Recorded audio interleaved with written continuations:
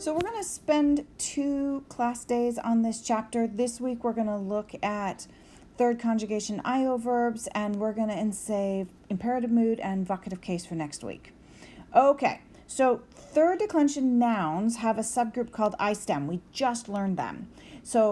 But likewise, third conjugation verbs have a subgroup called IO verbs. And they are third conjugation verbs as the infinitive, the second principal part ends in ERE, right? No macron. So it ends in ERE, but the first principal part ends in an IO. So that makes it really easy to recognize. So in your vocabulary this week, you'll see a whole bunch of verbs: accipio, capio, conspicio, iocio, incipio, and facio. Those are all the first principal parts. You can see that they all end in IO. If you looked at their second principal parts, you'd see that they end in ERE without a macron. Okay. So you find the stem of an IO verb just like you would for any other verb. And what you do is you go to the second principal part and remove the RE.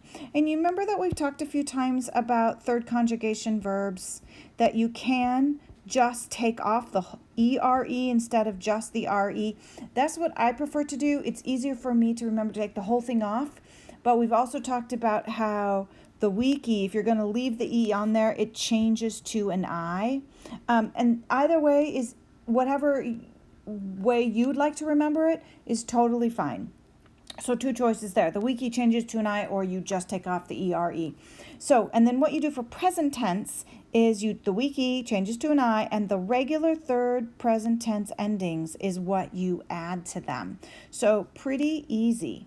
So I'm going to make sure you pull out your charts now, because you only have charts for the IO verbs that are for the present, imperfect, and future. Those are the only tenses that are affected and have slightly different endings for the IO verb forms. Okay, present is very similar to third conjugation present.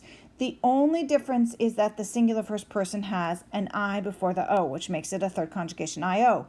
But as the first person singular is the first principal part, it should be pretty easy to remember.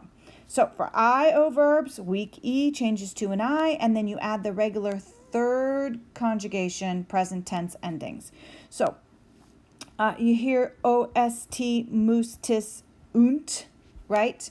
For third conjugation. I like to write a separate I here because that just reminds me that I have an I instead of an E, though when you write the ending it'll be IO. You don't leave an O separately. You put those things together. So let's look at imperfect tense for IO verbs.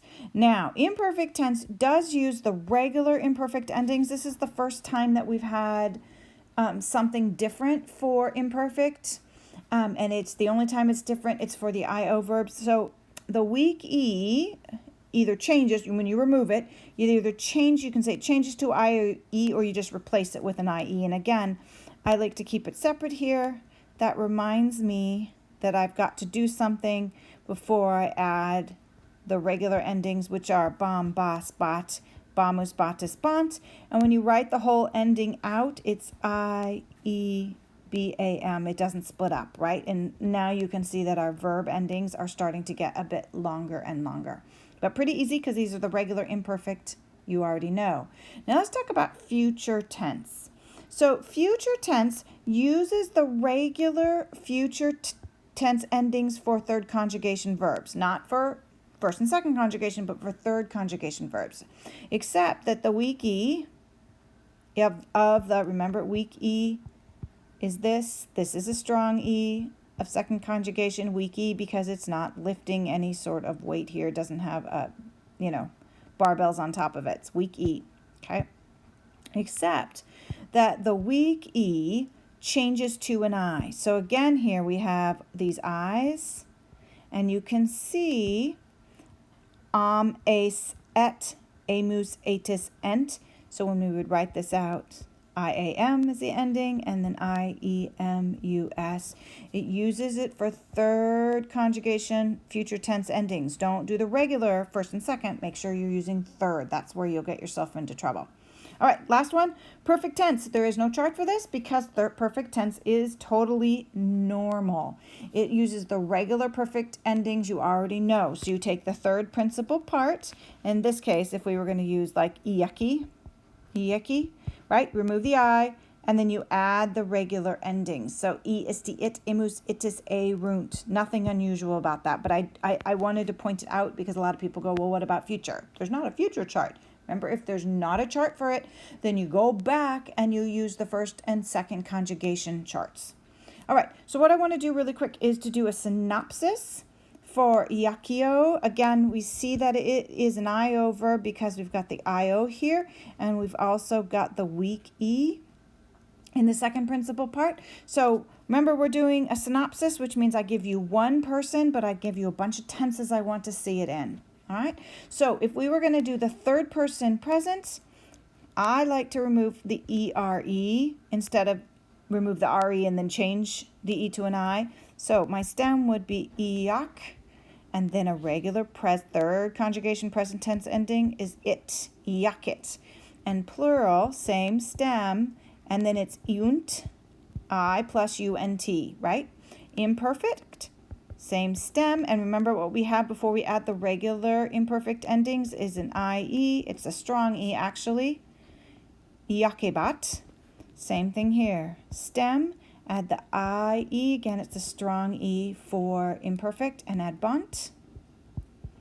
So future, same stem, but we use the third conjugation future endings, add an E plus the conjugation future ending, which is ET.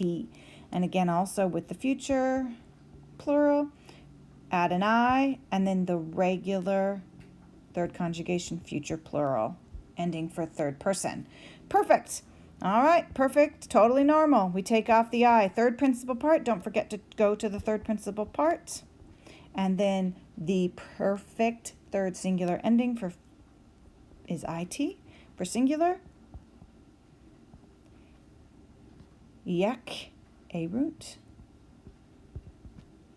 Pretty easy. It just takes practice to think about what to use for the stem and to use which third conjugation endings and which first and second. Remember, if there's not a chart in that specifically for this third conjugation, you use the first and second conjugation charts until you've got them memorized. So make sure you fill out your chart book to help you with that this week. The more you look at it, the more you write it down, the more you're going to memorize it.